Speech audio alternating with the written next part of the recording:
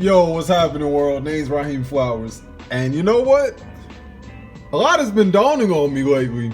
And I'm going to get back on my groove, man, when it comes to creating content, even though I have other things that I'm dealing with. But I'm going to make time to start creating content the way I did before. And you know something that I know I want to talk about? It's this new series that I was introduced to called Raising Dion. Shout out to my lady for introducing me to this series.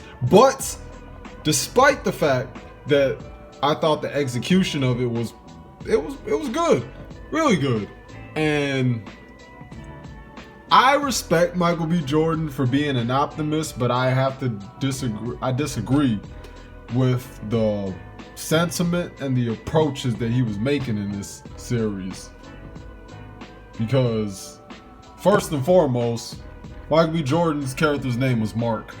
He was a scientist. He went to Iceland, he obtained powers, and he ended up dying saving a woman who had powers as well down in New Orleans in Louisiana. And spoiler alert for those who haven't seen it or those who wish to see it, the antagonist ends up being his son Dion's so-called mentor, a man named Pat Collins, who, even by the admission of this review, where is it at? Oh.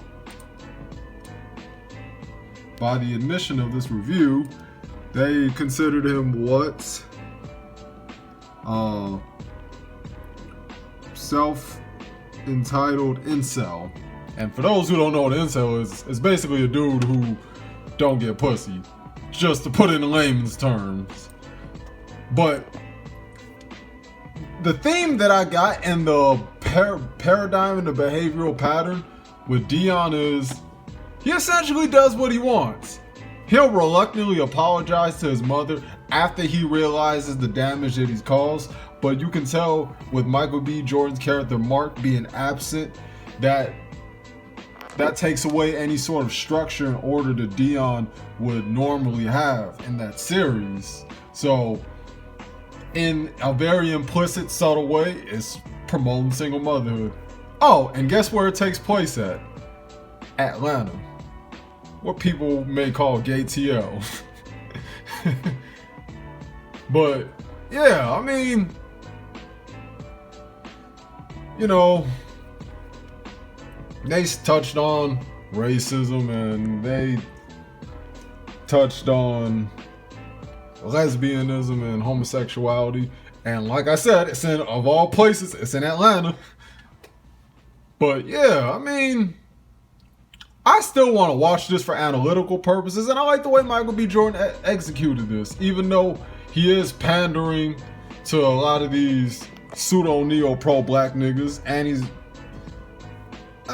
there's simpish elements to it. I hate to say it because I like Michael B. Jordan and I like what he stands for, but I'm beginning to understand what type of person Michael B. Jordan is. He's like this cool nerd archetype that the powers that be are promoting. He might even be part of the bout movement. Shit, I wouldn't be surprised. And this is just me speaking objectively. I'm not even trying to come at Michael B. Jordan judgmentally, just speaking analytically and objectively. I'm putting those lenses on right now. Yep. And this is going to be a video within videos, by the way, so I'm not just touching on Michael B. Jordan and Raising Dion. I'm going to sequence what this is going to be about. Alright, this part of what I'm going to do, I'm going to bring in Miss Tracy Ellis Ross. You know, the Jewish chick. Yes, I'm going to say Jewish chick from Girlfriends and Black-ish and I believe Grown-ish. And now she got a series called what? Mixed-ish. Of course, so they're basically promoting this promotion of so-called mulattoes, mixed breeds, mutts, whatever you want to call them. And this is the shit that they promoting in Western society. Day in and day out, day in and day out. See, I can never have a problem with interracial marriages and relationships, considering that my mother is the equivalent of Malcolm X. But at the same time, I don't think it's something that should be heavily promoted. Just like homosexuality. You let people just do them and handle their business.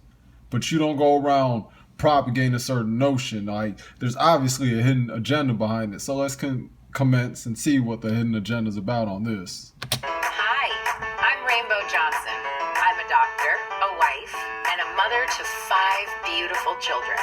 But as I watched them grow into the people they are today, I realized they don't know my story. You grew up in a cult.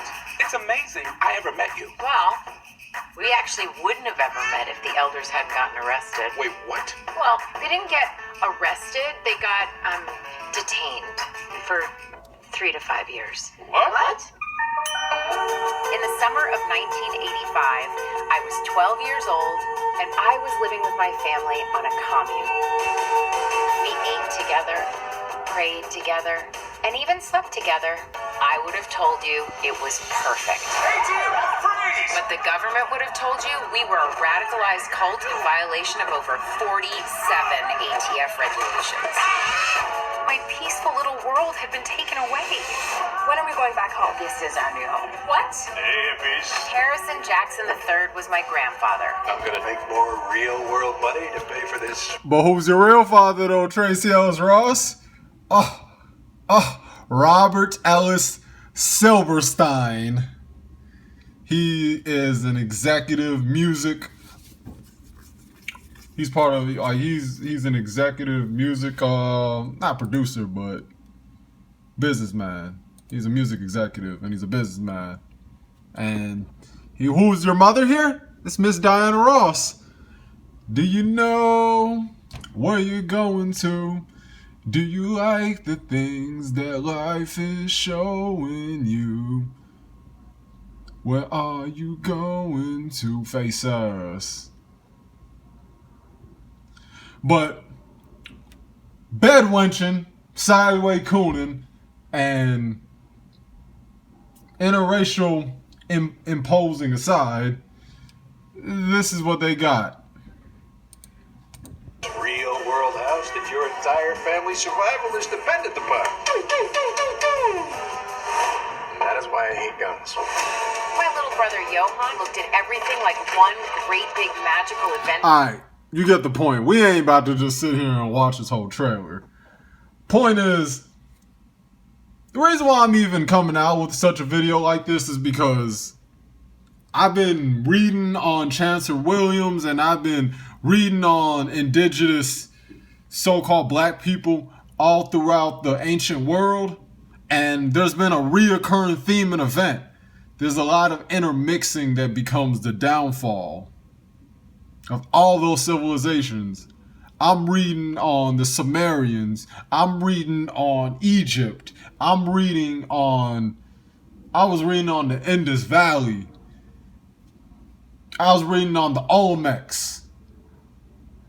And it was the same thing. Outside forces, proactive, constant interbreeding, infighting. These are the things that cause all these indigenous blacks to go downhill.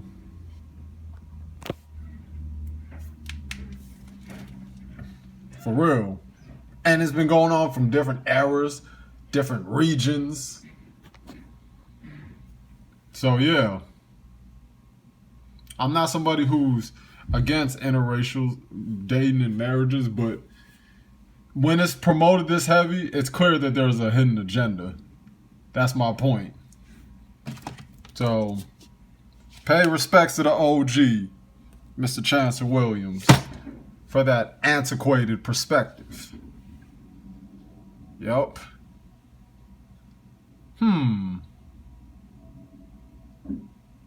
And I'm gonna leave it at that. Peace out. One love, everybody.